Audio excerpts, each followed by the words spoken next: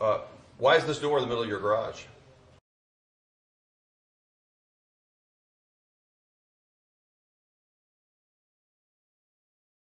If we ever see anything like that, it's usually in an omen film, you know. We just don't see it. You know, I've never seen this in any form of what I consider an authentic paranormal case.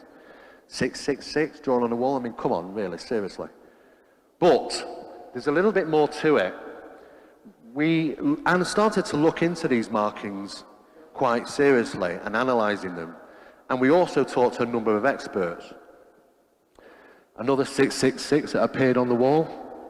Now, when you start to look at these very closely, this is what was really interesting, is the application process. Take in consideration that some of these markings were on his ceiling, and there was no dripping to the ground. So it wasn't applied with something that causes dripping. It wasn't applied with a brush.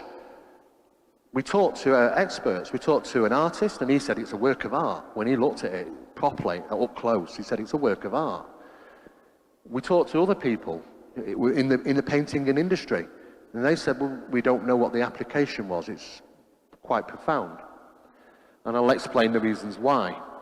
The markings consist of millions of little lines and little dots that make up,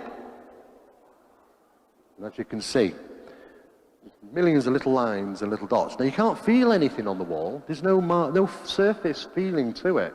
It's as if like it's maybe just come out of the wall in the sense of speaking. But we couldn't work out its application. But not just that, but there seemed to be some type of undulating pattern to these.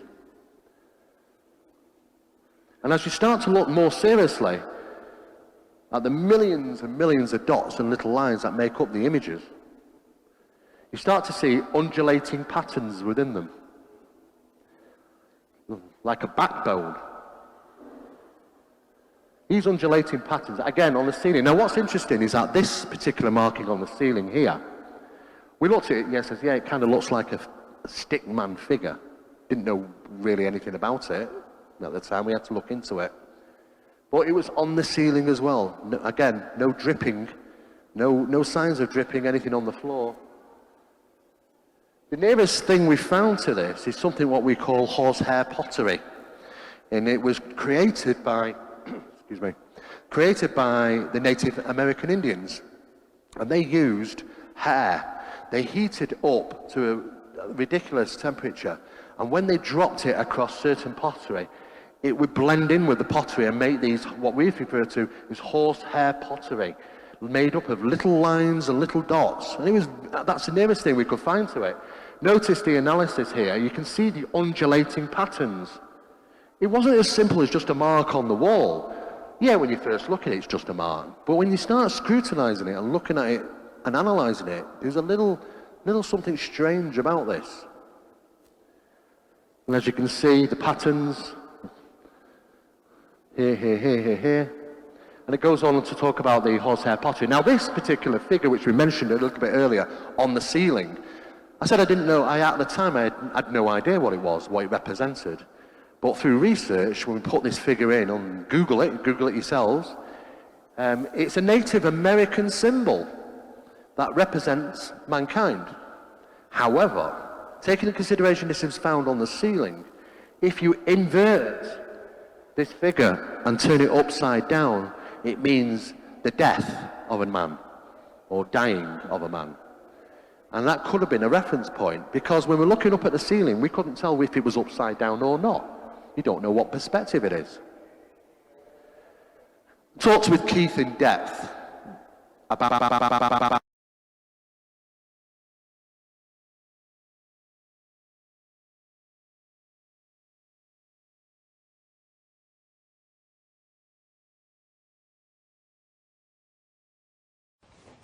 why is this door in the middle of your garage? So 3 weeks ago, I was in my office and I saw my closet door. It was open. Normally I have it closed.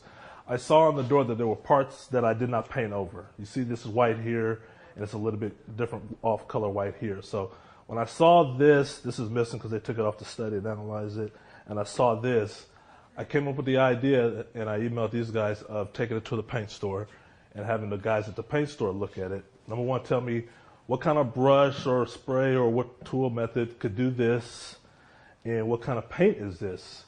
So we took the door off the hinges in my office and carried it or drove it to the paint store, and then had the guys look at it, and they couldn't tell me what this and this was. Okay, and then they couldn't tell me what type of method was used to paint that. Granted, they're not seeing the 6 that's covered up here, but it's enough to go on. And the guy was like, I don't know what that is. So What used to be on this door? this is the 666 up from the office, painted over that. So, and this was all over the door, but they didn't know. So it's kind of like a wasted trip. And then it was time to bring this door back home. And then that's when our friend Patty noticed these things on the inside of the cover of her truck. So the same markings on the cover match this design? Yeah, the same one. And you don't know what that is? If it's No. pencil or black paint or pen or... I mean, my guess, I stopped short of acrylic. That's why I went to the paint store, because these guys mess with paint every day. And when they're dumbfounded, I'm especially dumbfounded because they're looking at these and they don't know what it is. But I'm hoping they knew what it was, but they didn't know. So we're rubbing this, so I'm looking at this, and then now it's time just to bring the door back, okay? Bring the door back, mission failure. But now I got this on a friend's truck, more so spread out, and it's the same patterns, or it's the same, well, number one, it's the same color. It's the same streaks, same dots, same acrylic feel, and it's all over the cover of her truck. And we're in that truck. It's 5 minutes to get there, 5 minutes to come back, 20 minutes in the store. We were going about 30 minutes, and it's right up the street. So whatever did this, to the truck, did it in a time frame of 30 minutes. Wow. 30 minutes. Yeah. And the contents of the truck was all dry. Nothing's wet on the cover of the truck. It's kind of raised. Yeah, yes, it's got a raised surface compared to what it's laying on. It's really interesting, though, when you look at the design of it. It's interesting. When you look at it up close. Wow. Okay.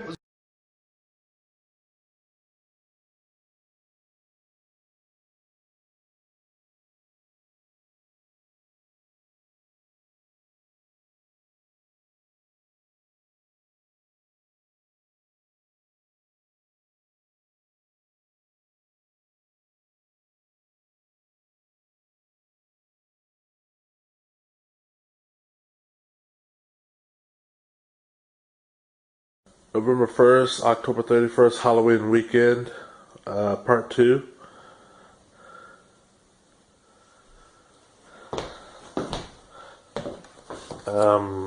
This is not mine. I don't know what this is.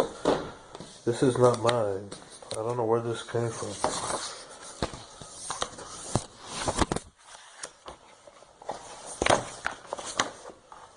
Not mine. Wine rack, of course, is open. Bible, normally upstairs.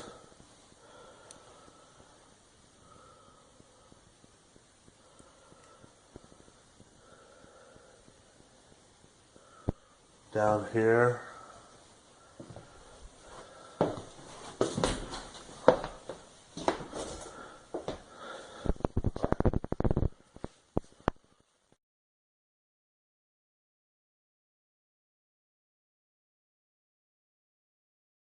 Times? Right. Do you believe that an entity really wrote that stuff on the walls? Oh, God, yeah. That doesn't look like someone just spray painted. No, you stuff can't on spray. it? No. Those symbols that are on the wall of the upside down person, those are Native American.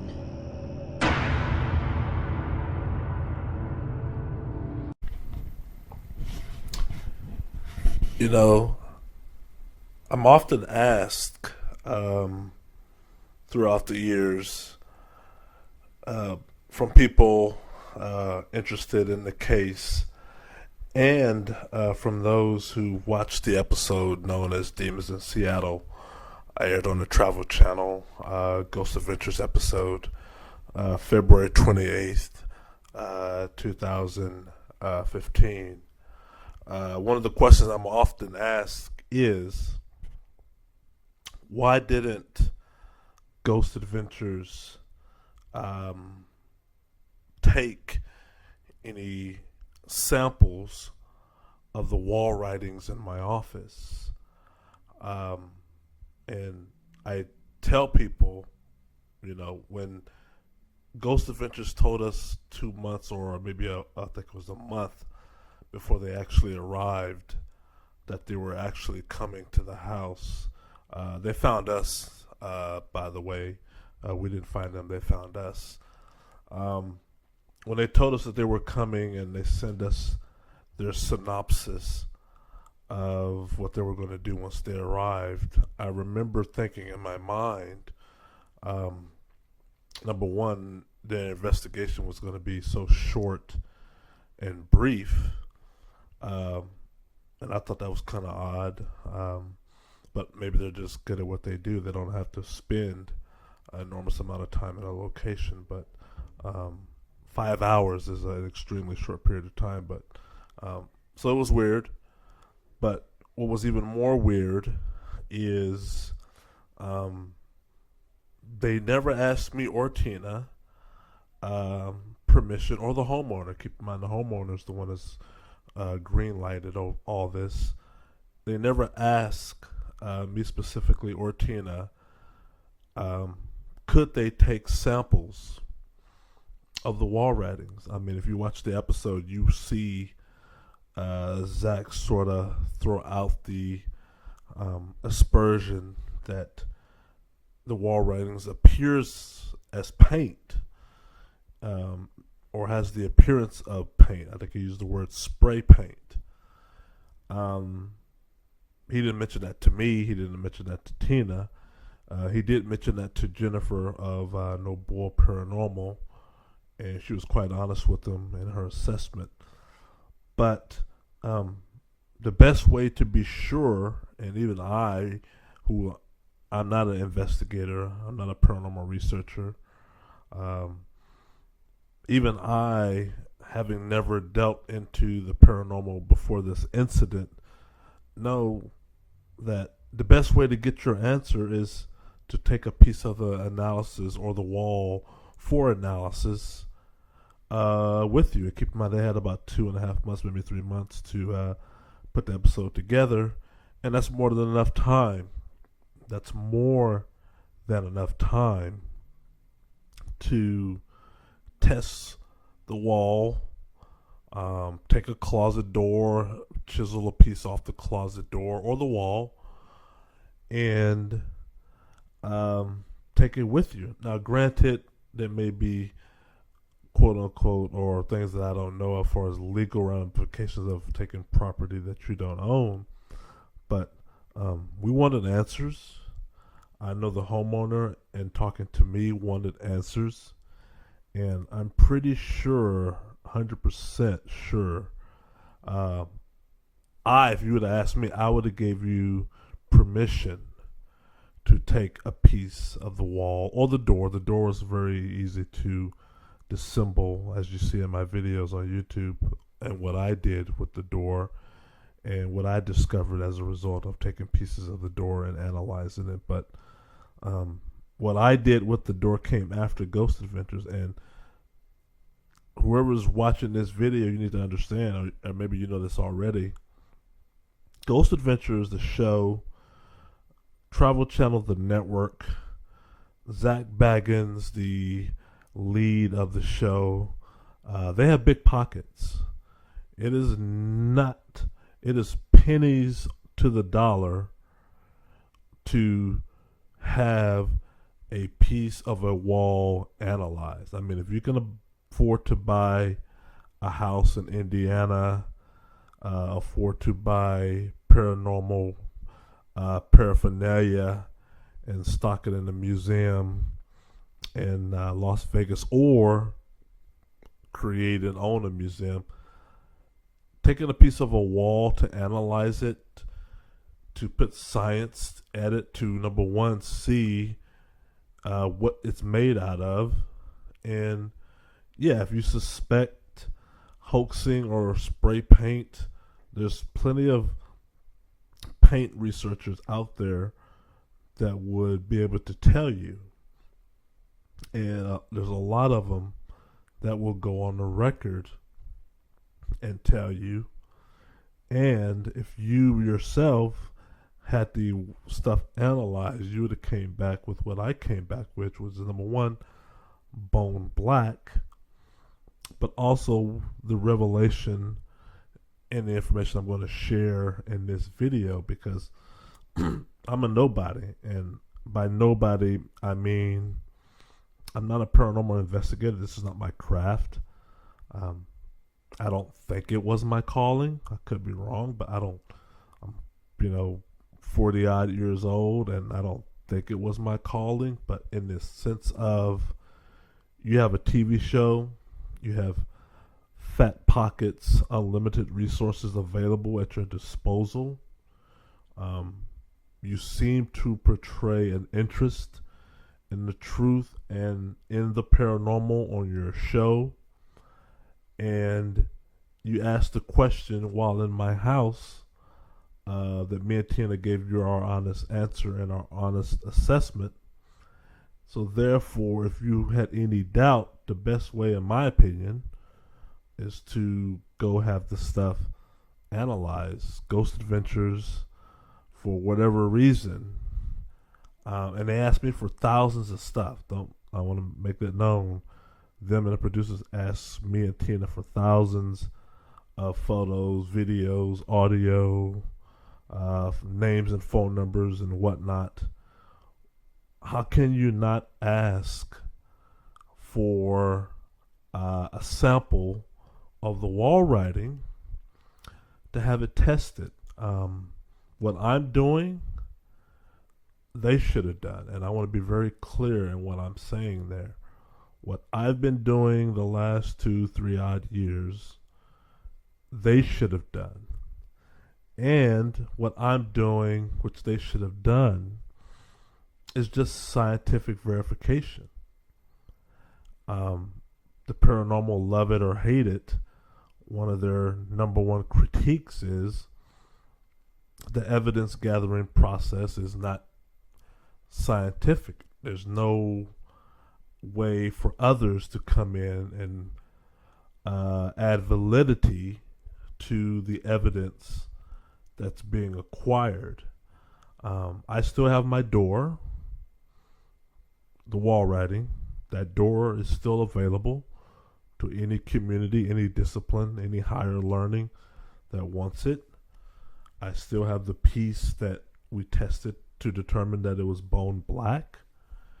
And I still have the same piece, that which I'm going to share with you toward the end of this video, that's going to blow your mind. And what's sad is they could have had this 3-4 years ago, 2015 or whatever, and they would have blew the scientific community's mind. It would have added so much legitimacy to what I thought was their cause. Now I'm not so sure. I did it, and it just took me time, availability. This is not my everyday. I still got to maintain a 9-to-5, a life. But periodically, I will revisit this phenomena, and that's what I did. I revisited this phenomena, and I threw it at further analysis, and that's what you're going to see with this video.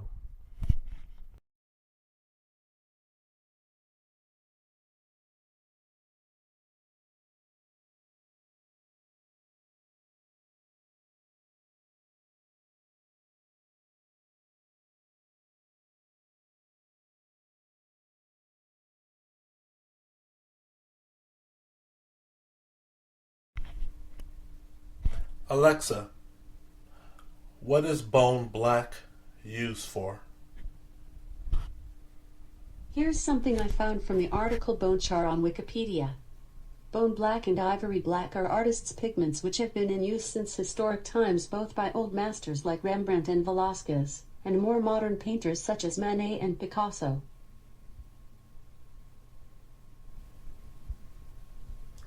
Alexa, What is bone char? Bone char is a porous, black, granular material produced by charring animal bones. Its composition varies depending on how it is made. However, it consists mainly of tricalcium phosphate 57 to 80%, calcium carbonate 6 to 10%, and carbon 7 to 10%. It is primarily used for filtration and decolorization. April 5th, 2019. I would like for the viewer to study the markings that you see, the patterns, the dots. If you look closely, you can see, and others have told me this, and we have to guard against pareidolia, but others have come to me with this information of how the dots, if you look at them closely, they form faces. Looks like there's two eyes, a mouth. I'm talking about the dots. I don't give much credence to that. It's just interesting, as everything else about this case. But that aside, look closely and you'll see these dots. Some of them, not all, some of them beget streaks. These are lines, these are strings, webbing that reach out to other dots. And that's going to be very important for when I finally show you what I need to show you. Steve Merritt hinted on this in his lecture of how the dots reach out to other dots and form more dots or more strings, sort of a coagulated phenomena, if you will. This is the door in my garage, the Bothell House. This is Fox News doing a close-up and far-away shot of the door in the garage. I believe this is April of 2016, about a couple of weeks before I moved out of the house. What you're about to see now are the markings on the ceiling of the truck. Once again, look closely, very closely. You'll see dots, you'll see strings, webbing, arms reaching out to other dots. Once again, this truck was taken to a paint store because the door that you just saw was in the bed of it. And we took it to the paint store in less than 30 minutes time, and these markings appeared on the cover of the truck. This is the truck that you're looking at. These markings are identical. Once again, dots, more dots, dots on top of dots, from the truck, not the door. The door was done Halloween, November 1st, 2014. The truck 2 years later. And as you can see right here, a close-up of the truck and the door. All this right here is the truck. And as you can see, these dots have arms that reach out to other dots. And they just keep reaching and reaching and reaching. It's very interesting, this phenomena that we're looking at right now.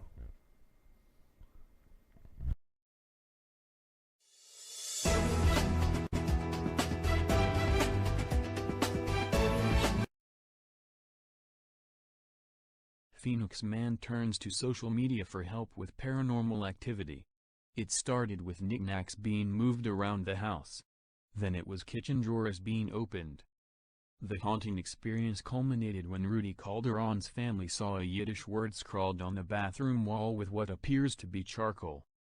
The word, based on Google Translate, means danger. Calderon, 28, thought someone in the Phoenix home was pranking the family with a series of paranormal stunts. If that's the case, no one has confessed, even after another, potentially damaging incident on Christmas in which both bathrooms flooded, he said.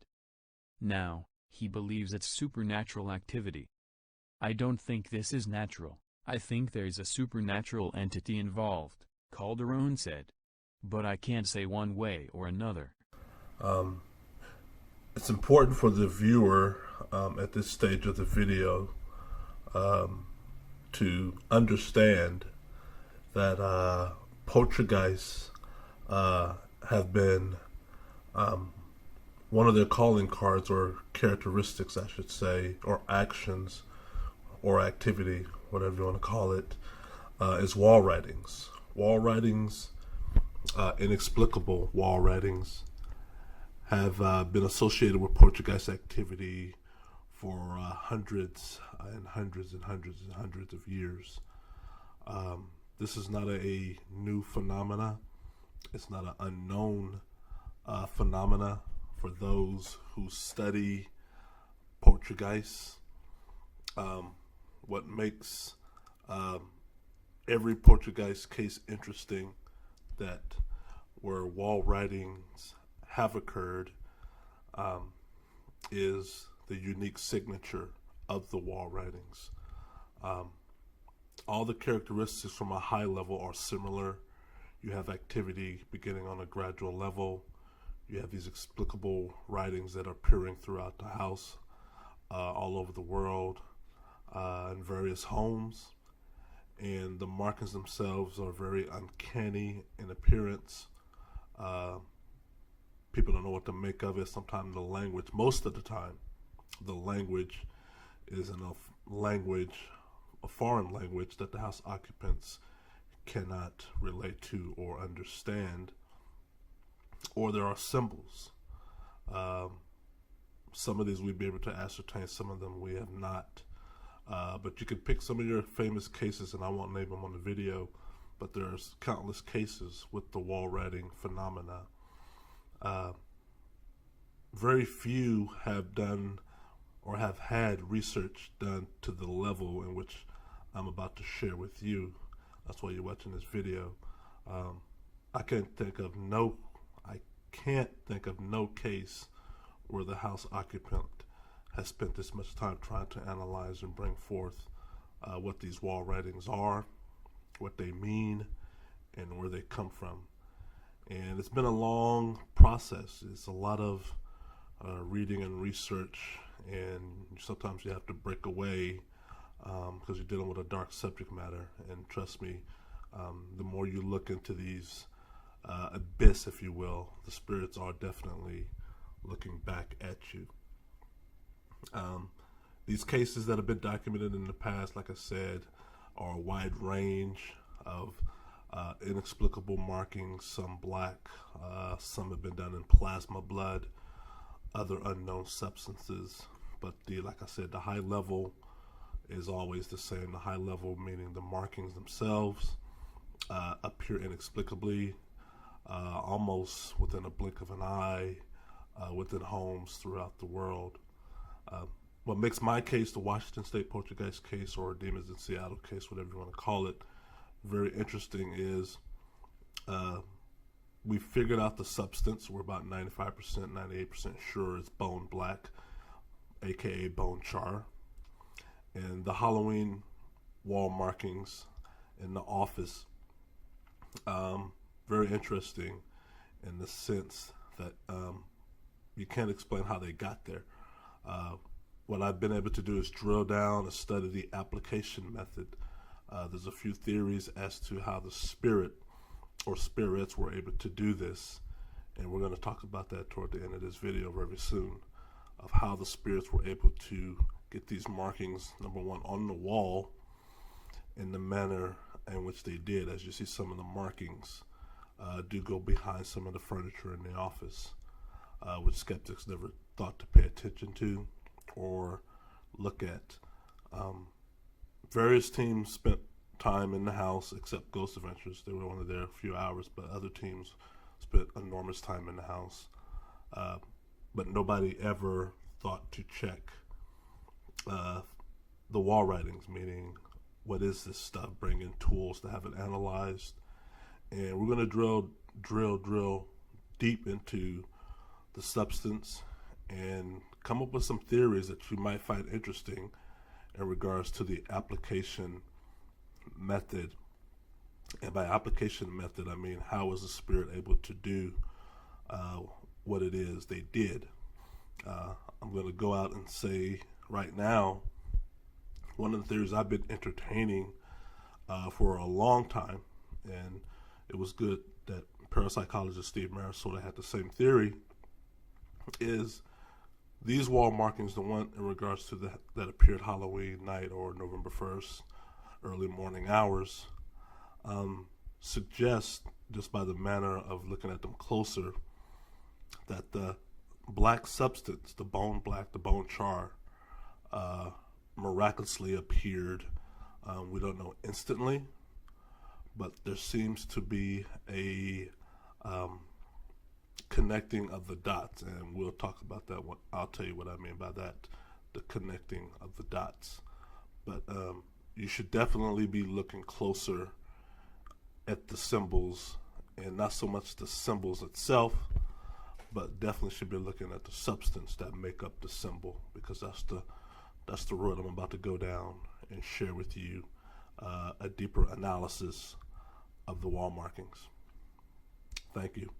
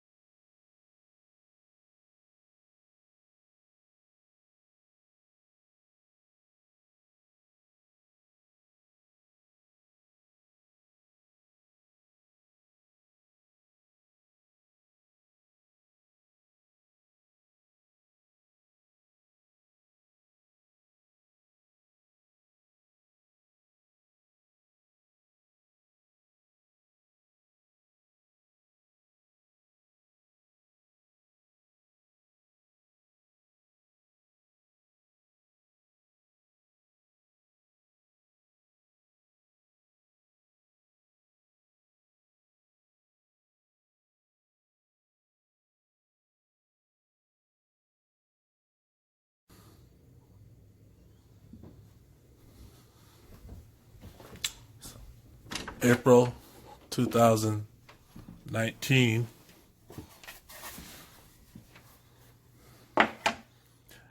Keith Linder, second place of residence.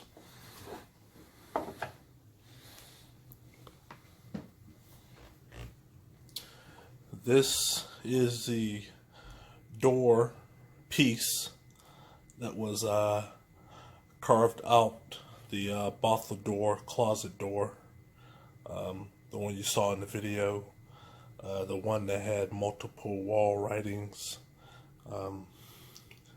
This white that you see on the right is what we painted over. The left, obviously, is the spot that I missed due to this part not being visible. It was behind the door originally.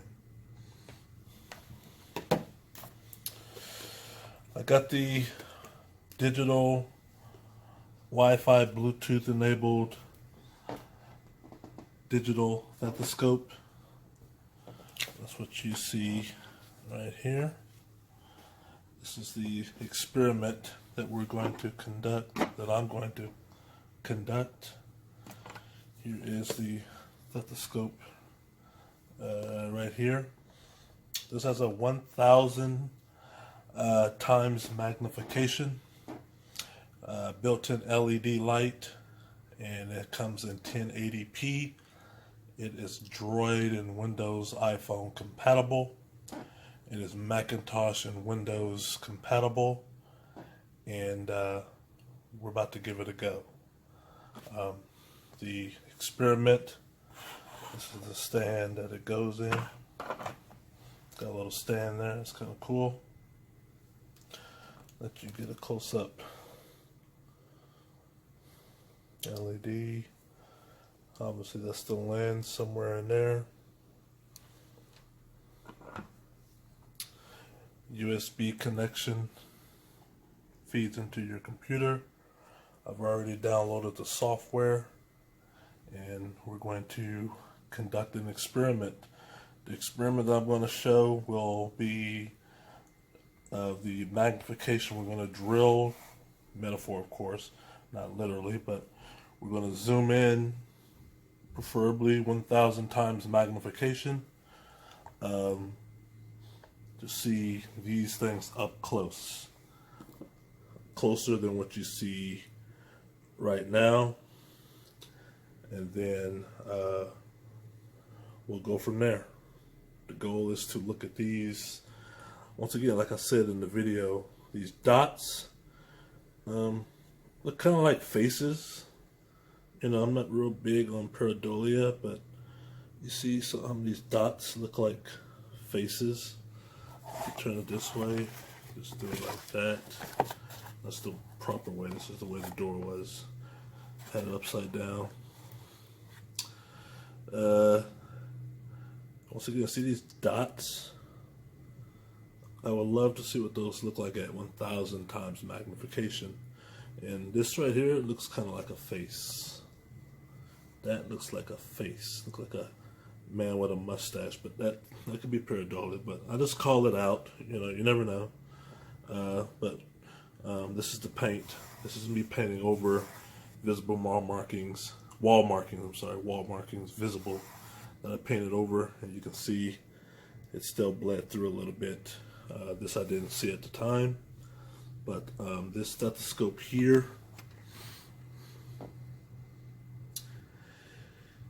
is what we're going to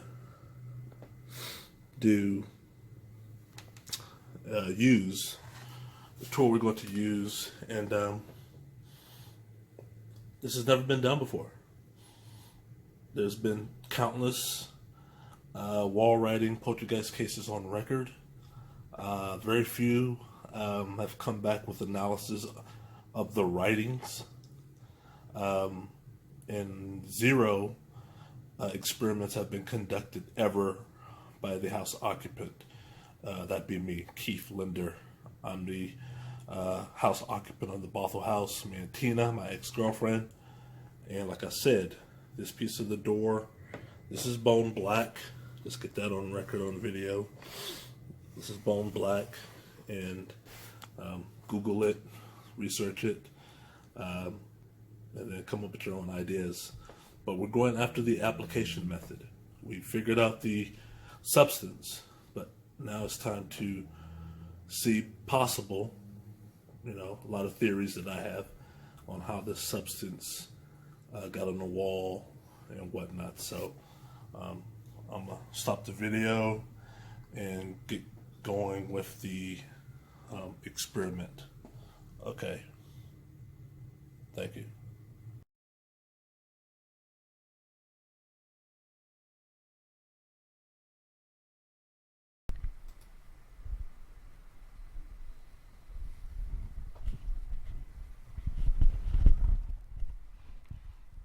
So this is Keith Linder myself. As you can see, I got the digital microscope. I've magnified it. What you're looking at now is about 400 to 500 magnification of the closet door. I'm going to start off by showing you the readily visible markings. These are the, for lack of a better word, the blobs that form words. So let's look in, and I'm doing a voice over the actual analysis. I don't want to multitask while I'm doing this, but as I'm zooming in, gain focus, I want you to look very closely at the connections. Look at the, we're going to call them arms, for lack of a better word or understanding, or we can call them tentacles. But see how these dots, this one right here at the bottom left, are reaching out. These dots are, most of them look like perfectly sphered, rounded dots, but as you can see, some of them have an oblong shape, wider shape, and some stretch out, reach out. Some of these dots, if you will, look like they have forming or are forming tentacles, and these tentacles are reaching out to others. I mean, this is where you get the gathering or the coagulating of the substance, of the bone black substance. You see the thick of it. The thick of it, no doubt, is the portion of the substance that's going to be used to form words or symbols. The 666, the upside down man, and let's see, what else do we have here? Yeah, see these right here? These are more dots that you can see. It's very interesting. Like I said, we're at 400 to 500 magnification, and you can see these up close, and just look, you can see they're reaching out. These are strings. Some are very thin, like these right here, and almost like a web. Look at this extension, reaching out, going way over here. Look at this, like a balloon. There's a little meteor type, and if you look at these, you would have to think, is this happening fast? Is this instantaneous?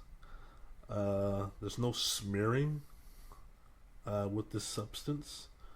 Look at this family of them right here. I mean, you could honestly see that they're going in the same direction. This is a good one right here. This is the perfect example.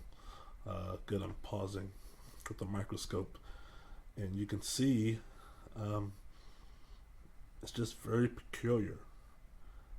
It's very interesting, these conclaves of black oil, acrylic-like.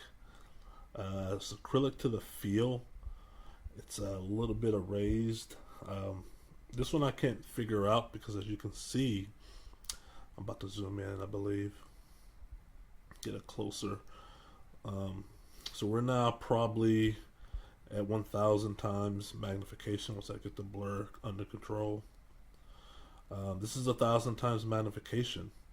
See these spores, these craters? I mean, no way you can see these craters with the naked eye. I mean, we're at 1,000 times magnification, and I don't know if those pores or spores or craters, does that give rise to this substance being hot? Now look at the mini tentacles. See these mini tentacles?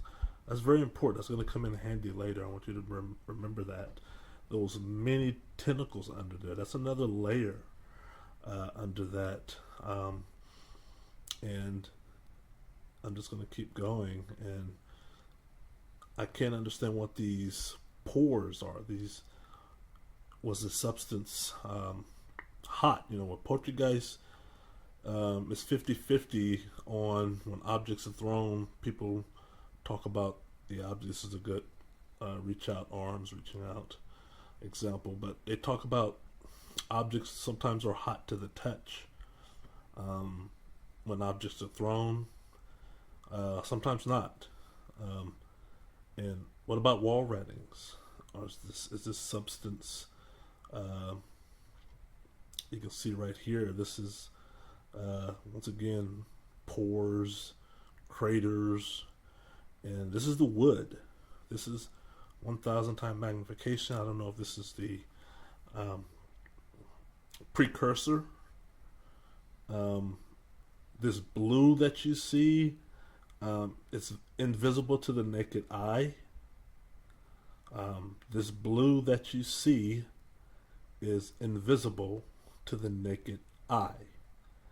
I have no idea what that is. This is the first time I've seen that. I'm very curious about these pores that, as you can see, appear, and maybe that's the wood. I'm not a wood expert, so maybe that's just the fiber. But that fiber sure does bleed through the black substance. I mean, you see a lot of it when I decrease the magnification. Right now we're at 1,000 times magnification, which is, I mean, that's pretty big deal. And just look at this stuff. I mean, this is very interesting. See these right here. Look like I'm about to zoom out.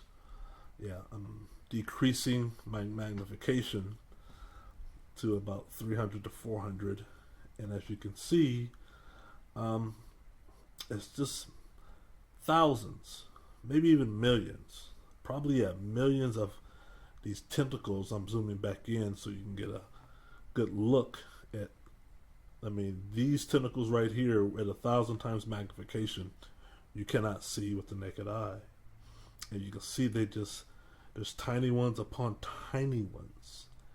And there's dots coming from both ends, or tentacles coming from both ends of the dots that connect to other dots and tentacles. All these craters here, craters, very coagulated, very joining, if you will. Very interesting, very interesting. I like this one right here. Look at this. Check that out. Just study that. Look at that. No human could do that. I mean, look at this. Look at that. See? You got a dot going rogue right there. Got a lot of these things. Look at them. They're just squirrely.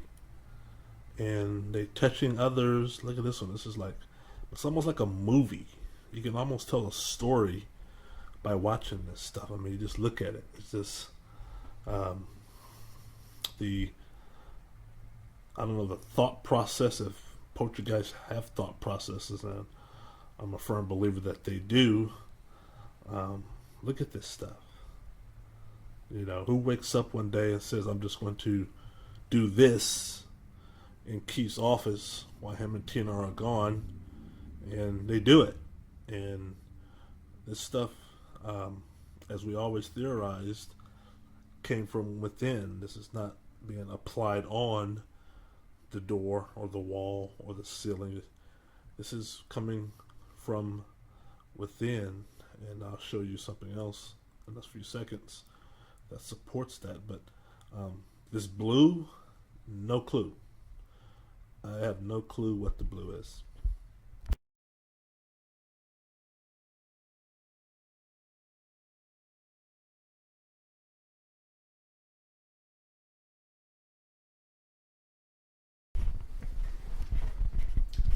Keith Linder. I want the viewer to look at these photos as I narrate.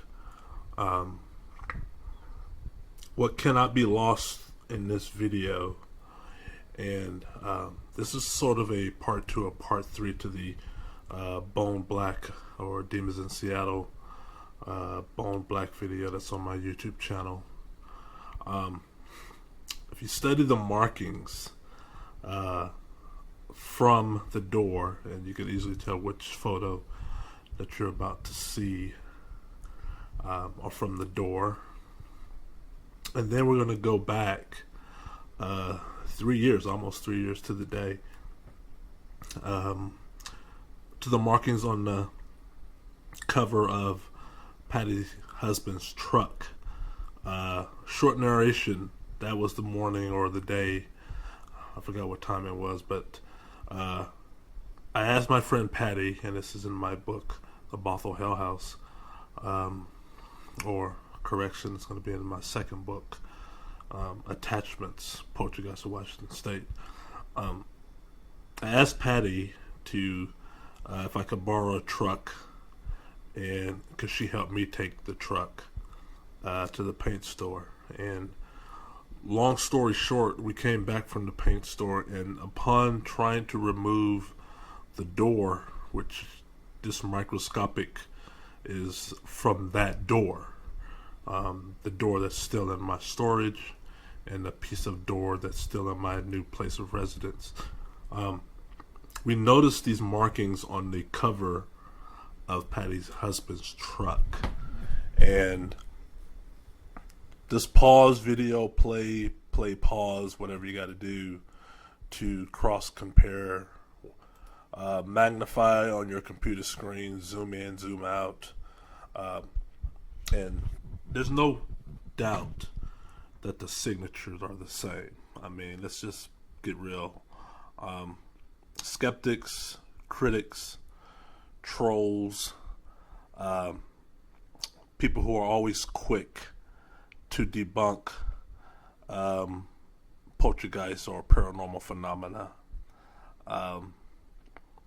You can't debunk this. I mean, the signatures are identical. Keep in mind, we had the door in the back of a bed of a truck, and it's quite possible the spirit who did this, or spirits who did this, could have done it while the truck was in motion, could have done it while we were going 30 to 40 miles per hour in a residential neighborhood to get to the store, could have done it while we were going 40 to 50 miles per hour on Main Public Road to get to and get back from the store, could have done it as we were turning on the block that I live on, could have made these markings on the cover of the truck as the truck was pulling up into the driveway. We'll never know when.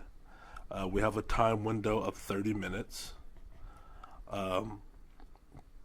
This is not, it's a paranormal cross-contamination, whatever you want to call it.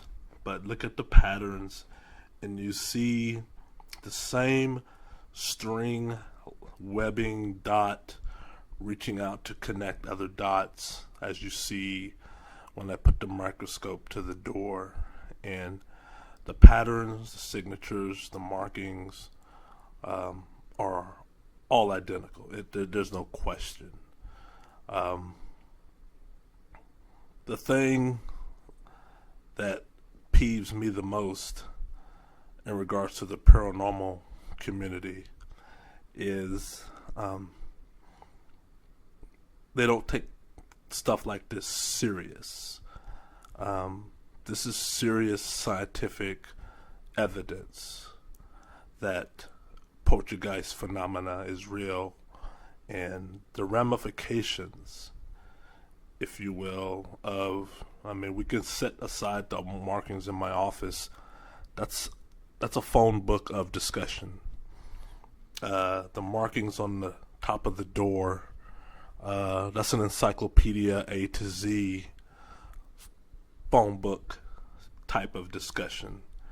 You can go any way you want, and that discussion would be in depth, because both phenomena, the door when the markings appeared was in 2014. The markings on the truck appeared 2016, 2 years apart. I've zoomed in to 400 to 500 to 800 to 1000 magnification, and close up, you can see these identical markings with the naked eye, but they really come home when you look at them up closer. And just looking at the application, there's no debunking, there's not imagination, there's not a hoaxer's imagination on earth that could dream this. You cannot dream this up in your wildest dream. This is beyond sci-fi. This is beyond supernatural, in the sense of no human being would attempt with a motive to mislead people to fake or hoax could think this up. This is just mind-blowing. And going back to what I said earlier about what peeves me about the paranormal community is Ghost Adventures had this in the palm of their hands. They had this, and they did not know what to do with it. Other paranormal teams, I can understand why they can't go this far in their research. They have financial constraints. This could have easily been discovered with the vast resources, and I talk about financial resources, by the Ghost Adventures organization, as well as the Travel Channel Network. And the credibility would have been out the ballpark, because I'm not a researcher, I'm not a paranormal investigator, I'm an IT specialist. I have a 9 to 5. I work Monday through Friday. For some strange reason, this was put in my lap. Me and my girlfriend moved into our house, and this happened. This fascinates me, it interests me, but I'm not a researcher. Somebody out there with bigger pockets and deeper pockets than me, hopefully one day is going to see this video and all the videos on my channel and be able to put the nail in the coffin and say poltergeist phenomena is real. And what I'm going to show you next in the video will sort of cement that even more, because we're about to go back to the door, and we're about to magnify the door 1,000 times magnification on portions of the closet door that have no markings whatsoever, meaning there are no markings visible to the naked eye. But I'm going to put the microscope to a clean area of the door at 1000 magnification and let that blow your mind even more. Thank you.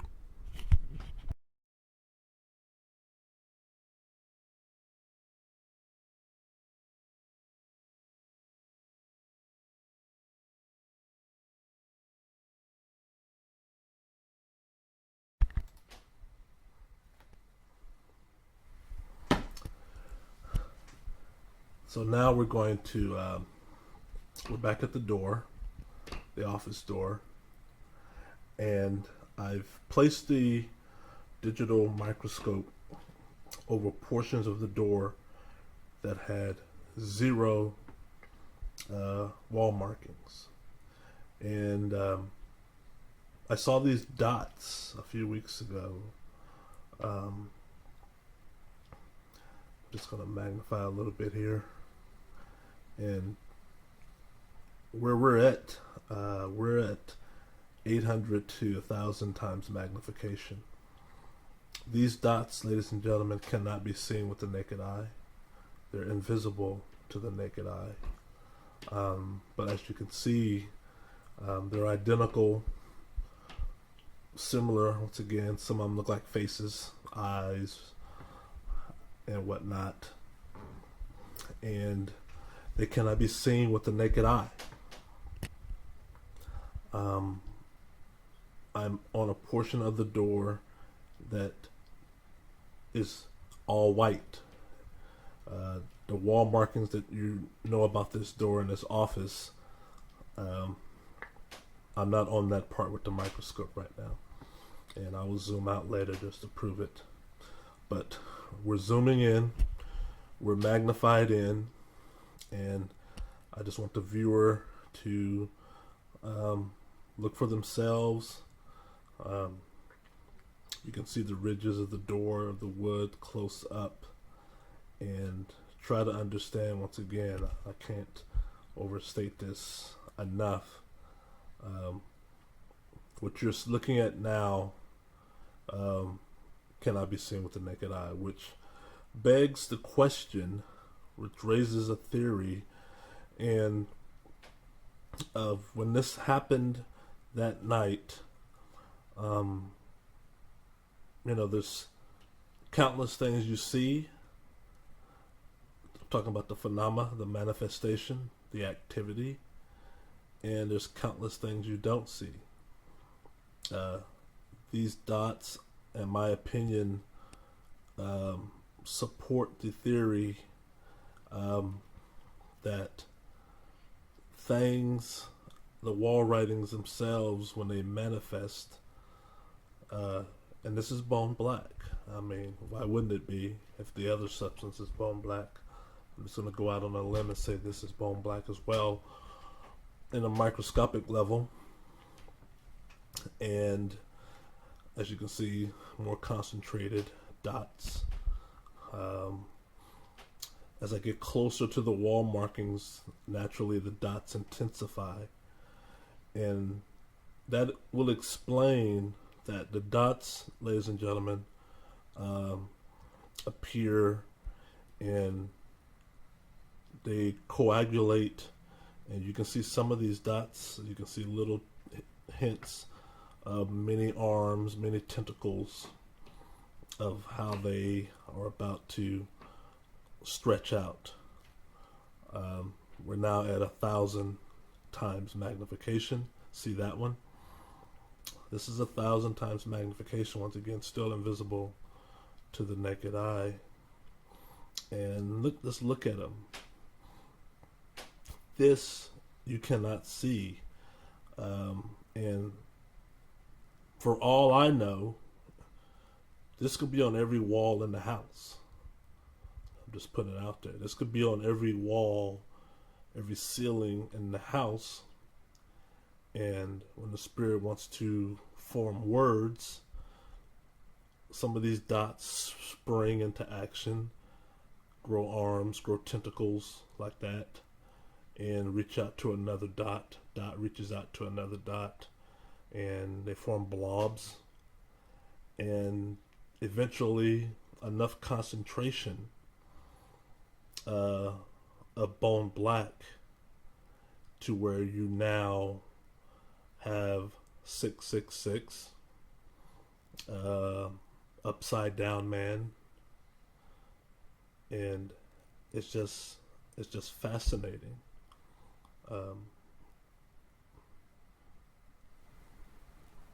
These two dots right here, you see the connection there.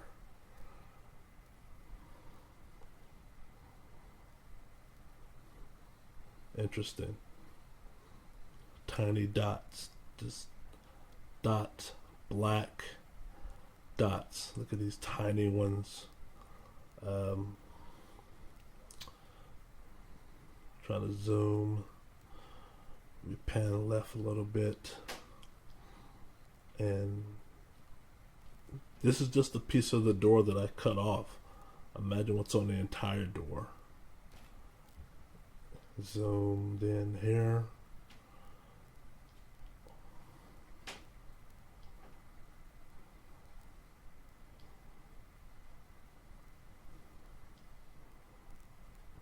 It just riddles the mind. I mean, wall writing phenomena for Poltergeist.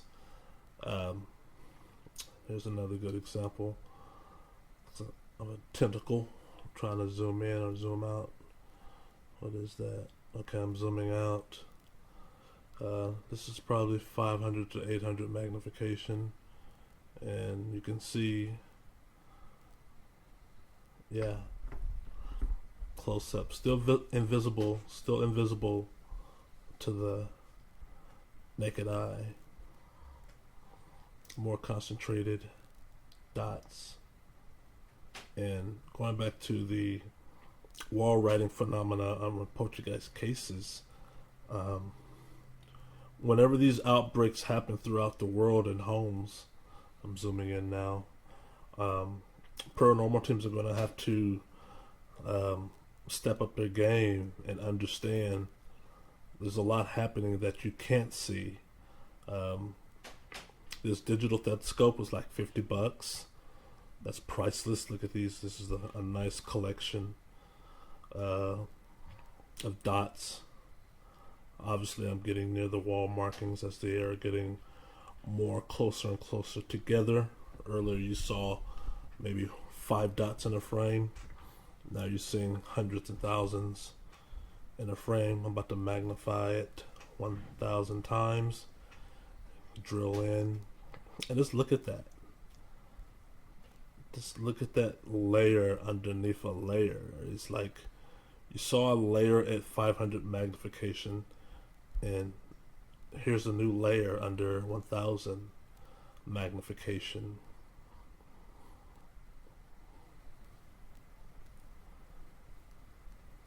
Fascinating.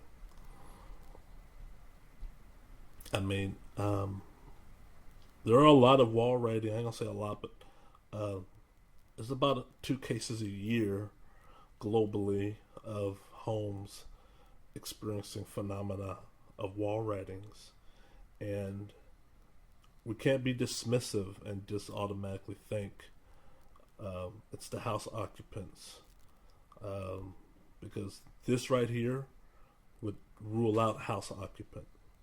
This rules out me. This rules out Tina. And look at this. Look at this, ladies and gentlemen. This is close up. This is as close as you're ever going to get to the Bothell house. This is interesting.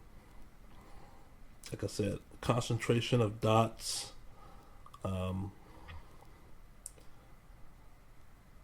The closer you get to the 666, which was what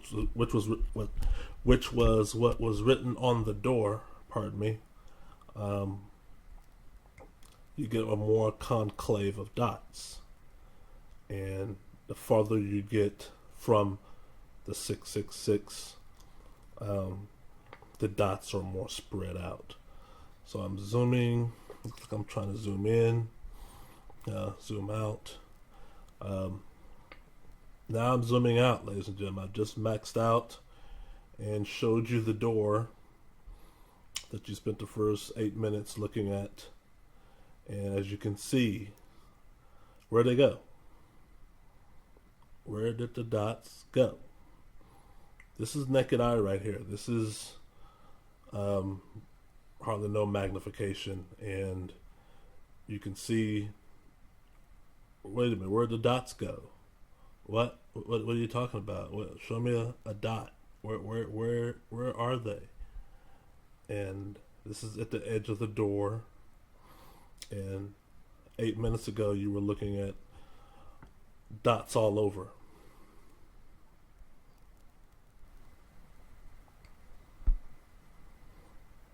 Just white paint. Clean white paint. Look at that. Naked eye.